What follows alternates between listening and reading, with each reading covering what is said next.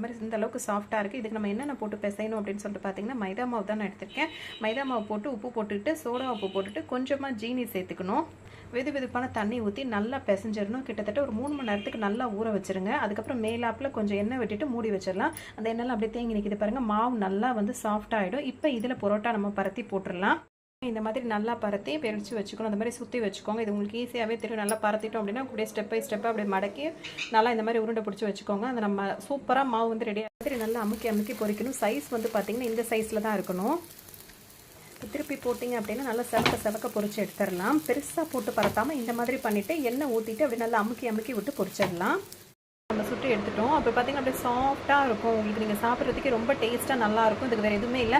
இல்லை செவக்க வர்றதுக்கு இந்த மாதிரி நான் சொன்ன பொருளை மட்டும் போட்டு ட்ரை பண்ணி பாருங்கள். எப்படி இருக்குன்னு உங்களுக்கு தெரியும். இதுக்கு வந்து பார்த்தீங்கன்னா நான் கரியானம் தான் வச்சுருக்கேன். உருளைக்கிழங்கு வெட்டி போட்டு கரியானம் வச்சா அவ்வளோ டேஸ்ட்டாக இருக்கும். பொதுவாக இந்த மாதிரி நான் செய்யும் போது இந்த மாதிரி ஆனெல்லாம் எடுத்துக்க மாட்டேன். வாழைப்பழம் வச்சு தொட்டு சாப்பிடுவோம். அது இன்னும் டேஸ்ட்டாக இருக்கும். ட்ரை பண்ணி பாருங்கள்.